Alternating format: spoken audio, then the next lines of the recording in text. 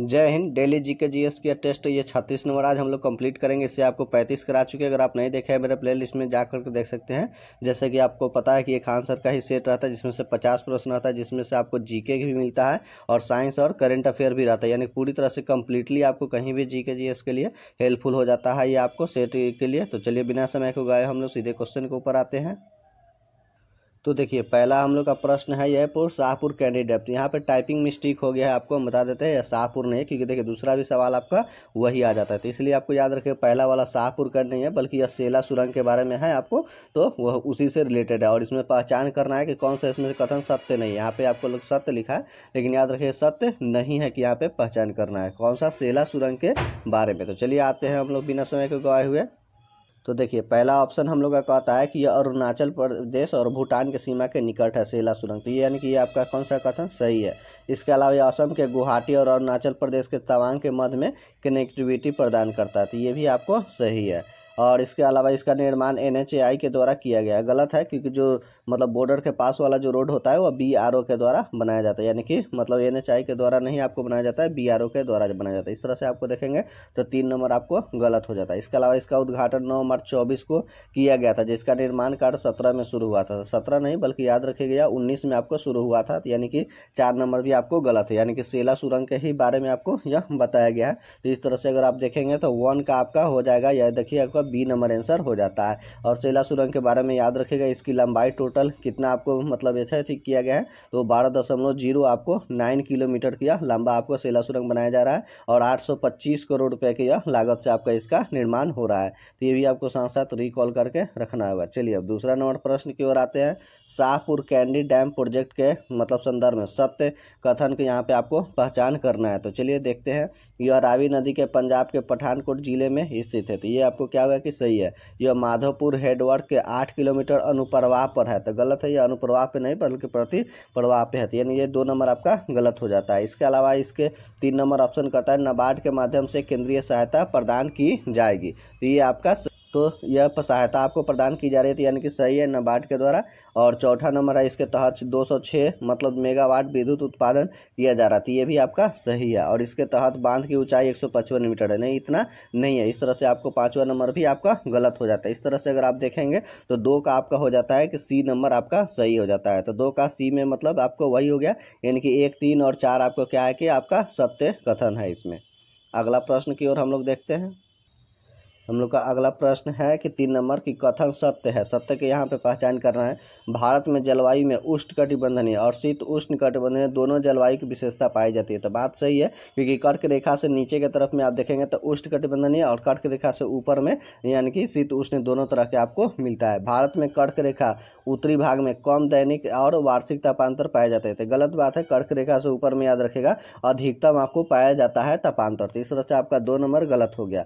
उसी तरह से भारत के दक्षिण भाग में उच्च दैनिक और वार्षिक तापांतर के साथ विषम जलवायु पाई जाती है, तो गलत है। यहाँ पे उच्च दैनिक तापांतर नहीं बल्कि निम्न आपको पाया जाता है, तो इस तरह से यहाँ ये तीसरा नंबर भी आपका ऑप्शन गलत है। तो इस तरह से इसमें देखेंगे तो सत्य कथन में केवल और केवल आपका 1 क्या है कि आपका सही है, तो 1 सही हो जाता है। चलिए चौथा नंबर प्रश्न क्या लाते हैं यहाँ से, कौन सा सुमेलित नहीं है या फसल है उसकी प्रजाति आपको दी गई है। तो धान का देख लीजिए एक प्रजाति कौन सा गोविंद है, तो ये आपका सही है। अरहर का अगर देखेंगे पारस, ये भी आपका सही है। और मटर का जो है प्रकाश, ये भी सही है। लेकिन गेहूं का जो है शुष्क सम्राट, यह गेहूं का नहीं बल्कि यह धान का है। तो इस तरह से अगर आप देखेंगे तो 4 का आपका B नंबर आपका आंसर सही हो जाता है। चलिए 5वां नंबर प्रश्न की ओर आते हैं हम लोग। 5वां प्रश्न का तो यहाँ पे भी कथन क्या आएगा, असत्य की आपको पहचान करना है। तो देशांतर रेखाओं के कुल, यहाँ देशांतर रेखाओं की कुल संख्या 180, गलत बात है। 180 नहीं बल्कि 360 आपको होता है, तो आपका पहला नंबर ही आपका आंसर आपका ये क्या होगा कि गलत हो गया, यानी कि आपको यहाँ से मिल जाता है। इसके अलावा और भी यहाँ पे आप चाहे तो रिकॉल कर सकते हैं। देख लीजिए किसी स्थान से ग्रीनविच रेखा से कोणीय दूरी को उस स्थान का देशांतर आपको कहा जाता है, तो ये आपका उसे रिकॉल कर लीजिए। देशांतर रेखाओं के बीच की दूरी विषुवतीय रेखा पे अधिकतम ध्रुवों पर 0 हो जाती है, तो बात सही है। विषुवत रेखा पे अधिकतम होती है, ध्रुव ध्रुव पे आपका 0 हो जाता है। और विषुवतीय रेखा पर देशांतर रेखाओं के बीच की दूरी 111.3 किलोमीटर होती है। तो ये भी आपका सही है। दो देशांतर रेखाओं के बीच की दूरी को हम लोग गोरे कहते हैं, जबकि दो अक्षांश रेखाओं का बीच की दूरी को हम लोग कटिबंध के नाम से जाना जाता है। चलिए 6 नंबर प्रश्न है। यहाँ पर भी युग्मों का विचार करके सही सुमिलित है, यहाँ पे देखना है कौन कौन से सुमिलित है। लोकटक झील आपको मणिपुर में है, तो ये सही है आपका। नामदफा ये आपका अरुणाचल प्रदेश में है, तो इस तरह से आपका 2 नंबर आपका गलत हो जाता है। और फूलों की घाटी जो है चमोली, जो कि उत्तराखंड में पड़ता है, जो कि यहाँ ये भी आपका गलत मिलान चिन्ह है, 3 नंबर। इस तरह से अगर आपका देखेंगे 6 नंबर का, तो 6 का भी आपका सिर्फ केवल आपका 1 आपका क्या है कि सही है। चलिए 7वां नंबर प्रश्न की ओर आते हैं। 7 नंबर यहाँ प्रश्न कृषि से संबंधित है, यहाँ से आपको मिलान करना होगा। तो इस तरह से आपका मिलान में देखेंगे तो ये आपका कौन सा है, बी नंबर इसका आंसर हो जाता है। जैसे देखिए 1 का 5 यानी कि गहन कृषि का अर्थ होता है कि आपको बहुत छोटी सी जोतों के साथ 2 या 3 फसल एक साथ आपको उगाई जाती है। उसी तरह से आपको बी का 1 यानी विस्तृत कृषि यानी कि बहुत बड़ा क्षेत्र में आकार की खेती के साथ उच्च यांत्रिक द्वारा मतलब मशीनों द्वारा उगाया जाता है। उसी तरह से सी का 2 यानी कि आपका स्थानांतरित कृषि जो होता है लंबे समय तक किसी प्रति छोड़ना और अधिवास के चक्र यह आपको अपनाने को मिलता है। उसी तरह से आपको क्या है कि डी का आपका 3 हो जाता है यानी कि मिश्रित कृषि यानी कि मध्य आकार के खेत पशुपालन के साथ साथ फसल और अंतर और फसल चक्र आपको अपनाई जाती है। उसी तरह से भूमध्य सागरीय कृषि ये आपका 4 नंबर हो जाता है यानी कि मतलब विशिष्टकृत वाणिज्यिक कृषि यानी खासतौर से खट्टे फल वगैरह आपको भूमध्य सागर में सब आसपास वाला क्षेत्र में आपको देखने को मिलता है। तो इस तरह से अगर आप देखेंगे तो 7 का आपका बी नंबर इसका आपका मिलान सही हो जाता है। चलिए 8वां नंबर प्रश्न देखते हैं। निम्नलिखित में से दादा भाई नौरोजी को भारतीय राष्ट्रीय आंदोलन में सर्वाधिक प्रभावी देन क्या थी, उसके बारे में विचार करना है। तो उन्होंने इस बात को अभिव्यक्त किया कि ब्रिटेन भारत का आर्थिक शोषण कर रहा है, तो ये आपका सही है 1 नंबर। उन्होंने प्राचीन भारतीय ग्रंथों की व्याख्या और भारतीय आत्मविश्वास जगाया, गलत है, ये उतना खास नहीं है। उन्होंने सभी सामाजिक बुराइयों निराकरण के लिए आवश्यकता पर सर्वोपरि जोर दिया था, तो ये भी नहीं है। हालांकि उनके दादा भाई नौरोजी का un British rule in India भाई और पॉवर्टी मतलब इंडिया, तो उससे जुड़ा हुआ उनके किताब में उन्होंने था यानी कि धन का निष्कासन सिद्धांत था, poverty and un British rule in India, वही पुस्तक में आपको देखने को मिलता है। तो इस तरह से अगर आप देखेंगे तो केवल आपका 1 आपका 8 का सही हो जाता है। चलिए 9 नंबर प्रश्न देखते हैं। किसने यह विचार किया था कि भारत में ब्रिटिश धार्मिक जो आर्थिक नीति जो है कि घिनौनी है, तो याद रखिएगा वह कार्ल मार्क्स है। हालांकि कार्ल मार्क्स इनको मतलब इनका देखिएगा पुस्तक में तक मतलब दास कैपिटल और मैनिफेस्टो यह काफ़ी ज़्यादा महत्वपूर्ण इनकी पुस्तक है। उन्होंने ही यह बारा था कि ब्रिटिश भारत में आर्थिक नीति बहुत ज़्यादा घिनौनी है। उसी तरह से दक्षिण भारत में सिंचाई व्यवस्था का अग्रदूत किसे माना जाता है, तो याद रखिएगा सर आर्थर कॉटन को माना जाता है। ये आपको दक्षिण भारत की मतलब बारे में बताया जा रहा है, उत्तर भारत का नहीं। चलिए 11 नंबर प्रश्न देखते हैं। भारत के इतिहास के संदर्भ में विचार यहाँ पे भी करना है। तो औरंग जो राजकोष का प्रभारी होता था, तो ये आपका गलत हो गया। और बेनियान जो होता है ईस्ट इंडिया कंपनी का भारतीय एजेंट यानी कि राजदूत हुआ करता था, तो ये आपका सही है। और मिरासीदार आपको क्या था, राज्य में नामित राजस्व दाता हुआ करता था, तो ये अभी आपका सही है। इस तरह से अगर आप देखेंगे तो आपका 11 का जो हो जाएगा आपका मतलब क्या हो जाता है कि ये आपका बी नंबर आपका सही है, यानी कि 2 और 3 आपको क्या है कि कथन इसमें से सही है, बाकी 1 वाला आपको क्या था, गलत था।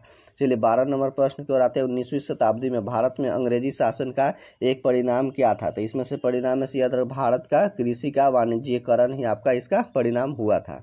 चलिए 13 नंबर प्रश्न की ओर आते हैं हम लोग। 13 नंबर प्रश्न कहता है कौन सा युग में सम्मिलित नहीं है, तो यहाँ सम्मिलित नहीं है यानी कि दीवान मुस्तखराज अलाउद्दीन खिलजी बनाया था, तो ये सही है। दीवान अमीर कोही कृषि विभाग था, तो मोहम्मद बिन तुगलक सही है। दीवान खैरात विभाग यानी दान विभाग था, फिरोज शाह तुगलक द्वारा बनाया गया था, ये भी आपका सही है, यानी कि 3 आपका सही है। तो चौथा श्योर ही आपका गलत होगा, यानी कि दीवान रियासत जो कि बलबन बनाया था, ये आपका क्या होगा कि गलत हो गया। चलिए उसी तरह 14 नंबर प्रश्न की ओर हम लोग आते हैं। तो 14 नंबर प्रश्न का आता है फोटोग्राफी में स्थायीकरण यानी कि पिक्चर के रूप में मतलब डेवलपर के रूप में क्या किसका उपयोग किया जाता है, तो याद रखिए किसका, सोडियम थायोसल्फेट का प्रयोग किया जाता है। और अगर इसका अगर आप सूत्र की अगर बात करेंगे तो याद रखिएगा Na2H2 और O3 होता है और 5H2 होता है, यानी कि 5 यहाँ पे 5 आपको जल मिल जाता है, तो ये आपको सोडियम थायोसल्फेट का फॉर्मूला होता है। ये आप याद रखिए, काफ़ी ज़्यादा यह महत्वपूर्ण भी हो जाता है। अगला प्रश्न है कि हाइड्रोजन बम निम्नलिखित में से किस सिद्धांत पे आपको कार्य करता है, तो याद रखिएगा अनियंत्रित संलयन अभिक्रिया पे कार्य करता है। लेकिन अगर यही आपको परमाणु बम रहता है तो याद रखिएगा परमाणु बम में आपका आंसर हो जाता है अनियंत्रित विखंडन अभिक्रिया पे आपको कार्य करता है, यानी कि दोनों ही में अनियंत्रित ही होगा, बस परमाणु में आपको विखंडन हो जाता है जबकि हाइड्रोजन में आपको संलयन अभिक्रिया देखने को मिलती है। तो ये भी आपको रिकॉल करके रखना होगा। चलिए 15 हो गया। 16 नंबर प्रश्न की ओर आते हैं कि यदि एक तत्व जिसका परमाणु द्रव्यमान 240 है और जिसका परमाणु संख्या 96 है और 2 अल्फा, याद रखें कितना निकल रहा है आपको, तो 2 अल्फा तथा 2 बीटा, आपको कितना 2 बीटा का क्षय होता है, तो नया तत्व कौन सा होगा। तो नया तत्व अगर इसका देखेंगे तो जिसका परमाणु द्रव्यमान 232 होगा और परमाणु संख्या 94 होगा, और यह नया तत्व काफ़ी ज़्यादा अधिक अस्थायी होगा, क्योंकि अल्फा बीटा गामा उत्सर्जित करने के बाद वह अस्थायी रूप से आपको प्राप्त करना चाहता है। इस तरह से आपको देखेंगे तो यह 16 का आपका सी नंबर हो जाता है, क्योंकि आपको पता है कि एक अल्फा निकलने से आपका 2 परमाणु संख्या है और 4 उसका परमाणु भार में क्या होता है कि कमी हो जाती है, लेकिन एक बीटा के निकलने से परमाणु संख्या में क्या हो जाती है कि वृद्धि हो जाता है और उसका भार में कोई चेंजिंग नहीं होता है। इस तरह से उसी पे ही आपका ये आधारित सवाल था। चलिए 17 नंबर प्रश्न है और यहाँ पे 17 नंबर प्रश्न को सावधानीपूर्वक यहाँ से क्या कर रहे हैं, मिलान करना है। चलिए मिलाते हैं सोडियम बाइकार्बोनेट, जिन्हें हम लोग खाने वाला सोडा कहते हैं। तो इस तरह से अगर आप देखेंगे तो 17 का आपका कौन सा आंसर आपका बी हो जाता है। तो यहीं से मिलान कर दीजिए, सोडियम बाइकार्बोनेट यानी कि ये आपका खाने वाला सोडा हो गया, यानी कि NaCO3 होता है, खाने वाला सोडा का NaCO आपको 3 आपका ये हो जाता है, तो ये हो गया। उसी तरह से अगर कह रहा है सोडियम कार्बोनेट यानी कि आपको धोने वाला सोडा हो गया, यानी कि वॉशिंग सोडा है, और इसमें आपको 10 आपको जल रहता है। इसके अलावा नाइट्रस ऑक्साइड हो गया, तो नाइट्रस ऑक्साइड यानी हंसने वाला गैस यानी कि N2O होता है नाइट्रस ऑक्साइड, तो ये आपको मिलेगा। उसी तरह से हाइड्रेटेड कैल्शियम सल्फेट यानी जिसे हम POP प्लास्टर ऑफ पेरिस कहते हैं। तो इस तरह से 17 का अगर आप देखेंगे तो आपका आंसर बी नंबर यानी कि 2 नंबर आपका सही है। 18 नंबर प्रश्न कहता है कौन सा तत्व सभी अम्लों में निश्चित रूप से आपको पाया जाता है। तो सभी अम्लों में आपको क्या रहता है कि हाइड्रोजन ही रहता है। चलिए 19 नंबर प्रश्न की ओर हम लोग आते हैं। अवतल दर्पण के संदर्भ में कथन पर यहाँ पे भी आपको विचार करना है और सही कथन की पहचान करना है। तो चिकित्सकों द्वारा आंख का, नाक और गले का निरीक्षण करने के लिए इसका उपयोग किया जाता है, तो ये आपका सही है। वाहन चालकों के पीछे देखने के लिए वाहन का पास दर्पण, गलत है, साइड मिरर के रूप में अवतल दर्पण नहीं बल्कि उत्तल दर्पण का प्रयोग किया जाता है। इस तरह से अगर आप 19 का देखेंगे तो आपका 1 यानी कि ए नंबर आपका सही हो जाता है। चलिए 20 नंबर प्रश्न देखते हैं कि विद्युत का परेषण क्या होता है। तो उच्च वोल्टेज और निम्न विद्युत धारा यही होता है आपका। 21 नंबर प्रश्न की ओर आते हैं। तो चलिए ये आपका 21 नंबर प्रश्न, यहाँ पे कथन को सही की पहचान करना है। तो ध्वनि में संपीड़न, ध्वनि जो वायु में संपीड़न और विरल के माध्यम से तरंग के रूप में गमन करता है, तो ये आपका सही है। ध्वनि की प्रबलता जो उसकी आवृत्ति और उसके तारत्व आयाम से निर्धारित होता है, तो गलत है, ये उस पर नहीं निर्धारित होता है। जब कोई वस्तु ध्वनि से अधिक वेग से गति करता है तो वातावरण में एक सोनिक बूम उत्पन्न होता है, तो ये भी आपका सही है। और बादलों की गर्जन ध्वनि के कई परावर्तक पृष्ठों जैसे बादल और भूमि और बराबर परावर्तन के फलस्वरूप उत्पन्न होता है, तो ये भी आपका सही है। इस तरह से अगर आप देखेंगे तो इसका 1, 3 और 4 आपका क्या हो जाता है कि ऑप्शन क्या होता है कि सही है। इस तरह से 21 का आपका ए नंबर आपका सही है। चलिए 22 नंबर आपका प्रश्न कह रहा है अवतल दर्पण से ही रिलेटेड है आपका। तो बहुत कह रहा है कि अवतल दर्पण का उपयोग कहाँ कहाँ आपको किया जाता है। तो अवतल दर्पण का जैसे टॉर्च में तो किया जाता है, वाहन के अग्रदीप यानी कि हेडलाइट में, ये भी आपका सही है। और दंत विशेषज्ञों द्वारा दांत वगैरह के लिए तो ये भी सही है। सेविंग ब्रश यानी कि जो होता है सेविंग करते समय, ये भी आपका सही है हजामती दर्पण में। तो इस तरह से अगर आप देखेंगे तो उपयोग सभी आपका क्या हो जाता है कि आपका सही है। इसमें किसमें प्रतिध्वनि सिद्धांत लागू होता है। तो जल के अंदर के अन्वेषण में ये भी आपका सही है, सोनार में ये भी सही है, अल्ट्रासाउंड में ये भी आपका सही है। इस तरह से 23 का देखेंगे तो 1, 2, 3 यानी कि तीनों आपका कथन क्या है कि आपको यह उस पर लागू होता है, किस पे, प्रतिध्वनि पे।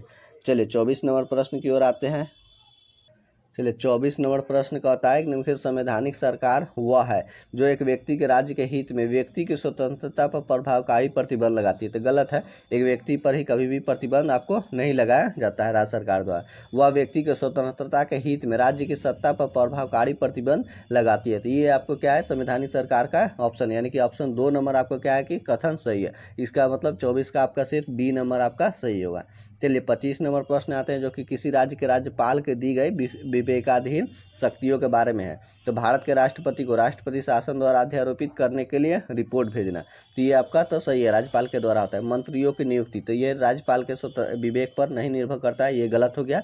राज्य के विधानमंडल द्वारा पारित कति विधेयक को भारत के राष्ट्रपति के विचार के लिए आरक्षित करके रखना, तो ये भी आपका सही है। राज्य सरकार के कार्य संचालन के लिए नियम बनाना, तो गलत है, ये उसके द्वारा नहीं होता है। तो इस तरह से अगर आप देखेंगे इसमें से कथन में तो आपका 1 नंबर और 3 नंबर क्या होगा कि आपका सही है। इस तरह से आपका 25 का बी नंबर आपका आंसर सही हो जाता है।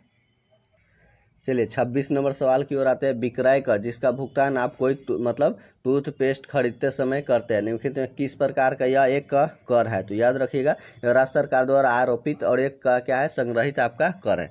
27 नंबर है, कौन सा एक सबसे बड़ी संसदीय मतलब समिति है? तो याद रखिएगा वो कौन सा है, प्राक्कलन समिति है। इसमें टोटल 30 सदस्य आपको देखने को मिलेगा और सभी के सभी लोकसभा के रहते हैं, राज्यसभा के इसमें कोई नहीं रहता है। 28 नंबर प्रश्न है, या कथन पर आपको विचार करना है। तो भारत के संघ की कार्यपालिका शक्ति प्रधानमंत्री में निहित होती है। गलत बात है, यह किसमें, राष्ट्रपति में आपको निहित आपको मिलता है। आर्टिकल 53 में आपको यह देखने को मिलेगा। प्रधानमंत्री सिविल सेवा बोर्ड के पदेन अध्यक्ष होते हैं, तो ये भी आपका गलत है, उसके अध्यक्ष नहीं होते थे। इसमें से देखेंगे अगर कथन सत्य कौन सा है, तो इनमें से कोई आपका कथन इसमें सत्य आपका नहीं है। चलिए 29 नंबर प्रश्न की ओर हम लोग आते हैं। तो 29 नंबर प्रश्न कहता है, भारत में संसदीय प्रणाली की सरकार है क्योंकि क्या होता है कि मंत्रिपरिषद लोकसभा के प्रति क्या होता है कि आपको उत्तरदायी होता है। यानी कि ये आपको अनुच्छेद आपको देखेंगे 75 का 3 में आपको यह मिलता है संसदीय शासन व्यवस्था के बारे में। चलिए 30 नंबर प्रश्न है कि राष्ट्रहित में भारत के संसद राज्य सूची के किसी विषय पर विधिक शक्ति प्राप्त कर लेती है यदि इसके लिए एक संकल्प हो, लोकसभा द्वारा संपूर्ण सदस्य के साधारण बहुमत से पारित किया जाए। तो गलत है, उसके लिए नई लोकसभा होता ही नहीं है। लोकसभा द्वारा अपन संपूर्ण सदस्य संख्या कम से कम 2/3 बहुमत से पारित कर लेते। गलत है, लोकसभा का यह होता नहीं, राज्य सूची से संबंधित है। तो यानी कि इसमें राज्यसभा ही होगा। अगला ऑप्शन देखते हैं। तीसरा ऑप्शन कहता है कि राज्य सदस्य के साधारण बहुमत से पारित कर लिया जाए, तो ये भी आपका गलत है, संपूर्ण के लिए आपको नहीं होता है। चलिए अगला आपको चौथा नंबर जो ऑप्शन है उसके अनुसार कह रहा है राज्यसभा द्वारा उपस्थित और मत देने वाले सदस्यों के कम से कम 2/3 बहुमत से पारित कर लिया जाता है। ये आपका सही है। राज्य सूची में यह अनुच्छेद कितना के तहत आपको करता है, तो याद रखिएगा आपको 249 अनुच्छेद के तहत राज्य सूची में संशोधन करती है और 1 साल के लिए उस पर कानून आपको संसद बना लेती है। चलिए 31 नंबर प्रश्न आता है, कौन सा कारक किसी देश की उपभोग प्रक्रिया को ऊपर की ओर विस्थापित करने के कारण यह कौन सा हो सकता है? तो इसमें से अगर आप देखेंगे तो इसका कौन सा हो जाता है, ब्याज दरों में क्या होता है कि आपको गिरावट, यही होगा। 32 नंबर सब में कौन सा एक कर क्या है कि एक तरह का प्रतिरक्ष आपको कर के रूप में आपको देखने का मिलता है, तो आपको कौन सा है, संपदा ही एक कर है, एक तरह का यह प्रत्यक्ष है कर है। चलिए 33 नंबर है, किस पंचवर्षीय योजना ने ऐसा माना कि मानव विकास के सभी विकासात्मक प्रयासों मूल रही है? तो आपको ये कौन सा होगा, तो 8वीं पंचवर्षीय योजना में आपको रखा गया था। चलिए अगला प्रश्न की ओर हम लोग देखते हैं। 34 नंबर प्रश्न है कि सीमांत लागत क्या है? तो सीमांत लागत की अगर इसमें से अगर हम देखेंगे तो इसका आंसर आपका हो जाता है कि उत्पादन की अतिरिक्त इकाई की लागत ही आपको सीमांत लागत कहलाता है, यानी कि ऑप्शन बी, यानी कि 34 का बी 2 नंबर हो जाता है। 35 नंबर आते हैं क्वेश्चन, अर्थव्यवस्था में निवेश की मात्रा को निर्धारित करने वाले कारकों में सम्मिलित है। तो याद रखिएगा अर्थव्यवस्था का आकार सम्मिलित है। वृद्धिशील पंचशील उत्पादकता अनुपात ये भी सही है। बचत की सीमांत प्रवृत्ति ये भी सही है और जनसंख्या का वृद्धि ये भी आपका सही है। तो इस तरह से अगर आप देखेंगे तो 35 का आपका 4 नंबर यानी कि डी नंबर यानी कि चौथा आपका सही हो जाता है। चलिए 36 नंबर प्रश्न देखते हैं। 36 नंबर यहाँ पे आपको साइंस के प्रश्न है। निम्नलिखित में से दूध के पास्चुराइजेशन की प्रक्रिया का सबसे अच्छा वर्णन क्या करता है? तो यह होता है कि कुछ समय, डी नंबर इसका आंसर होगा, कुछ सेकेंड के लिए गर्म करके तेजी के साथ ठंडा कर लिया जाता है। यानी कि ये लगभग 71 डिग्री सेल्सियस पे गर्म करके लगभग मात्र 15 सेकेंड में इसको क्या कर लिया जाता है, ठंडा कर लिया जाता है। जिसे इसे हाई टेम्परेचर होल्डिंग मेथड कहा जाता है, ये हो जाता है। जबकि लो टेम्परेचर होल्डिंग मेथड में लगभग 62 से 63 डिग्री सेल्सियस रहता है और उस पर लगभग 30 मिनट यानी कि आधे घंटे तक में उसको आराम से उसको ठंडा किया जाता है। तो वो उसमें होता है लो टेम्परेचर होल्डिंग मेथड में आपको होता है LTH में। चलिए 37 नंबर प्रश्न की ओर हम लोग आते हैं। तो 37 नंबर हम लोग का प्रश्न कहता है, कौन से कोशिका अंगक जंतु कोशिकाओं में अनुपस्थित होता है? यानी कि जो जंतु होते हैं यानी कि एनिमल किंगडम में आपको उसमें प्रेजेंट नहीं पाया जाता है। तो प्लास्टिड उसमें नहीं पाया जाएगा, क्लोरोप्लास्ट यानी क्लोरोफिल भी नहीं रहता है और कोशिका भित्ति यानी कि सेल वाल ये भी आपको नहीं पाया जाता है। तो 37 का आपका सी नंबर आपका आंसर सही हो जाता है। चलिए 38 नंबर प्रश्न की ओर आते हैं। 38 कौन सा कथन यहाँ पे आपका सही की पहचान करना है? तो रक्त में बराबर RBC और WC होते हैं, तो गलत बात है, बराबर नहीं होते हैं बल्कि RBC की संख्या बहुत ज़्यादा होती है। WBC की संख्या RBC से अधिक होती है, गलत है, उससे क्या होता है कि कम होता है। RBC अधिकतम संख्या में मौजूद होते हैं, तो ये आपका सही है, यानी कि आपको 38 का सी नंबर आपका आंसर सही हो जाता है। चलिए, लीवर के कार्यों के संबंध में कौन सा कथन यहाँ पे आपको गलत है उसकी आपको पहचान करना है। यह ग्लूकोज को ग्लाइकोजन में परिवर्तित करता है, तो ये आपका सही हो गया। उसी तरह से बी नंबर यूरिया का उत्पादन लीवर ही करता है, ये भी सही है। सी नंबर है पोषक तत्व और जल का अवशोषण, गलत है, क्योंकि पोषक तत्व के लिए छोटी आंत और जल का अवशोषण के लिए आपको बड़ी आंत आपको करता है। इस तरह से 39 का देखेंगे तो आपका सी नंबर आपका आंसर हो जाता है। जबकि आरबीसी की कब्रगाह है, बात सही है, ये है लीवर, क्योंकि जब बच्चा शिशु अवस्था में होता है, गर्भ में होता है, तो उस समय यहीं पे भी उसका मतलब क्या होता है कि मृत्यु होता है और आरबीसी का भी आपका निर्माण होता है। चलिए, 40 नंबर प्रश्न कह रहा है कि कोशिका के श्वसन के दौरान मतलब क्या होता है, कितने कार्बन अणु ग्लूकोज मतलब जो होता है साइटोप्लाज्म में कोशिका द्रव्य मतलब के कितने कार्बन परमाणु पायरुविक एसिड में टूट जाते हैं। तो यहाँ पे आपको याद रखना होगा श्वसन के दौरान क्या होता है, आपको ग्लूकोज होता है। तो ग्लूकोज के लिए क्या है, C6H12O6 होता है, यानी कि यहाँ पे ग्लूकोज में 6 कार्बन परमाणु और कितने पायरुविक एसिड में। तो पायरुविक एसिड का आपको अगर आप देखेंगे तो सूत्र आपको क्या होता है कि C3H4O3 होता है, O3 होता है। इस तरह से अगर देखेंगे तो यह ग्लूकोज के 6 कार्बन मिलकर कितना होता है, पायरुविक एसिड के 3 कार्बन परमाणु में बदल जाते हैं। तो उसी से आपको ये रिलेटेड प्रश्न था, यहाँ पर फिल इन द ब्लैंक्स में भरना था। तो चलिए हम लोग भरते हैं। यहाँ पे देख लीजिए, कोशिका द्रव्य के यानी कि 6 कार्बन परमाणु ग्लूकोज के साइटोप्लाज्म में कोशिका द्रव्य के क्या होता है कि तीन कार्बन अणु पायरुविक एसिड में आपको टूट जाता है। इस तरह से अगर आपको देखेंगे तो 40 का आपका बी नंबर आपका आंसर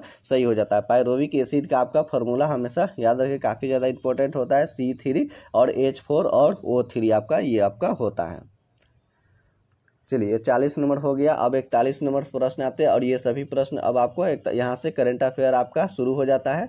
तो चलिए, साहित्य अकेडमी द्वारा विश्व के सबसे बड़े साहित्य उत्सव का आयोजन कहाँ पे आपको किया गया, तो याद रखिएगा आपको दिल्ली में किया गया। हाल ही में राष्ट्रपति द्रौपदी मुर्मू ने सुधा मूर्ति को किस सदन के लिए नॉमिनेट किया, तो आपको राज्यसभा के लिए याद रखना होगा। हाल ही में किसने 2024 का पुलित्जर पुरस्कार आपको जीता हुआ है, तो पुलित्जर पुरस्कार में अगर आप देखेंगे तो आपका 43 का सी नंबर यानी कि रिकेन यामामोटो ने उन्होंने जीता हुआ है। हाल ही में मिस वर्ल्ड 23 का खिताब किसने जीता, तो डी नंबर हो जाएगा, क्रिस्टोना मतलब पिजकुआ ने जीता हुआ है। हाल ही में भारत के तीनों सेनाओं में संयुक्त अभ्यास भारत शक्ति कहाँ पे आपको आयोजित किया गया था, तो याद रखिए आपको कहाँ पे किया गया, तो ये आपका पोखरण यानी कि राजस्थान में आपको किया गया था। 46 नंबर, हाल ही में पाकिस्तान के 14वें राष्ट्रपति आपका कौन बन गए हैं, तो ये आसिफ अली मतलब जरदारी आपको बने हुए हैं।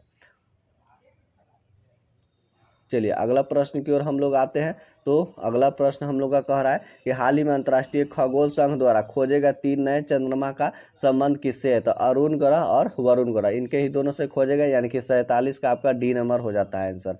हाल ही में दुनिया के सबसे पहला जेट सूट रेस आयोजन कहाँ पे किया गया, तो आपको संयुक्त अरब अमीरात में किया गया था। हाल ही में 700 विकेट लेने वाले दुनिया के पहले तेज गेंदबाज आपको कौन बन गए हैं, तो आपको याद रखो जेम्स एंडरसन आपको बन गए हैं। और अंतिम प्रश्न 50 नंबर, खसरा और रूबेला चैंपियंस पुरस्कार किस देश को प्रदान किया गया, तो आपको भारत को किया गया। इस तरह से ये पूरे 50 प्रश्न हम कंप्लीट आपको करा दिए और अगला सेट इसी तरह से आपको चैनल पे मिलेगा। हमारे चैनल पे अगर आप नए थे तो प्लीज़ चैनल को सब्सक्राइब कीजिए, लाइक कीजिए और दोस्तों में यहाँ पे जरूर शेयर करिए। चलिए, मिलते हैं अगला वीडियो के साथ में। जय हिंद।